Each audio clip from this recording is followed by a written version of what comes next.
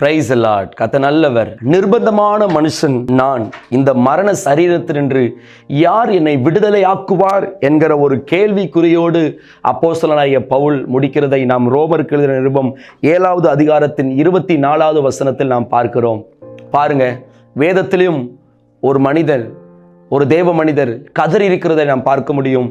இன்றைக்கும் இதே கதறுதல தான் நாமும் ஒவ்வொரு நாளும் ஒவ்வொரு போராட்டங்களையும் பிரச்சனைகளையும் விட முடியாத பாவங்களிலும் இருந்து நாம் போராடி கொண்டிருக்கிறோம். அப்போஸ்தலனாகிய பவுல் சொல்லுகிறார், ஆதலால் நான் விரும்புகிற நன்மையை செய்யாமல் விரும்பாத தீமையே நான் செய்கிறேன். எனக்குள்ள நன்மை செய்யணும்னு எனக்குள்ள நான் ஆண்டவருக்கு பரிசுத்தமா வாழணும், உண்மையா வாழணும், நான் ஜெபிக்கணும், நான் வேதத்தை வாசிக்கணும், நான் நல்ல நல்ல காரியங்களை நான் செய்யணும் அப்படி என்கிற எனக்கு ஒரு நல்ல தீர்மானங்கள் இருக்கிறது. ஆனால் என்னால் செய்ய முடியவில்லை என்கிற ஒரு எண்ணத்தோடு அப்போஸ்தலனாகிய பவுல் சொல்லுகிறார். இதை பார்த்து கொண்டிருக்கிற நீங்களும் கூட ஒருவேளை இப்படிப்பட்ட நிலைமையில் இருக்கலாம். ஆனால் நிர்பந்தமான மனுஷன் நான், யார் என்னை விடுதலை ஆக்குவார் என்கிற ஒரு கூக்குரலோடு அப்போஸ்தலனாகிய பவுல் இந்த வசனத்தை ஒரு கேள்விக்குறியோடு முடிக்கிறார்.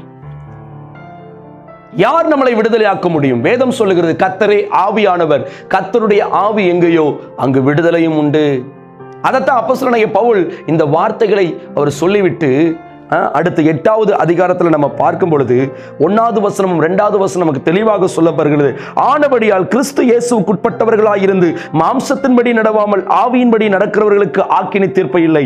கிறிஸ்து இயேசுவினாலே ஜீவனுடைய ஆவியின் பிரமாணம் என்னை பாவ மரணம் என்பவைகளின் பிரமாணத்தினின்று விடுதலையாக்கிச்சே. இந்த ஆவியின் பிரமாணம் அப்பனா என்ன? ஆவியானவருடைய அந்த வல்லமை நமக்குள்ளே செயல்படுமானால் நாம் எந்த ஒரு பாவத்தையும் எந்த ஒரு அடிமைத்தனத்தையும் நாம் மேற்கொள்ள முடியும். அது ஒரு நாள் நடக்கிற சம்பவம் அல்ல. ஒவ்வொரு நாளும் நம்மை அர்ப்பணித்து ஆவியிலே உள்ளான மனுஷனுக்குள்ளே நாம் பலப்படணுமா அந்த ஆவியின் வல்லமையினாலே. அதுதான் அரண்களை நிர்மூலமாக்கும். நமக்கு தேவனுக்கு எதிரான யோசனைகள், சிந்தனைகள், பாவங்களை எல்லாம் இந்த ஆவியின் வல்லமை தான் நிர்மூலமாக்கும். அதான் ஆவிக்கேற்றபடி நடந்தால் நாம் சரீரத்தின் கிரியைகளை நம்ம என்ன பண்ணுவோம்?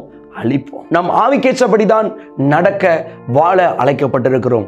எனக்கு அன்பான வாலிபர்கள், எனக்கான அன்பான தேவஜனமே, ஒருவேளை நீங்களும் அப்போஸ்தலனாகிய பவுலை போல கதறுகிறீங்களா? அதுக்கு அடுத்த வசனத்தில் அவர் மகிழ்ச்சியோடு சொல்லுகிறார், ஆவியின் பிரமாணம் என்னை விடுதலையாக்கிச்சே என்று சொல்லி ஒரு முற்றுப்புள்ளியை வைக்கிறார்.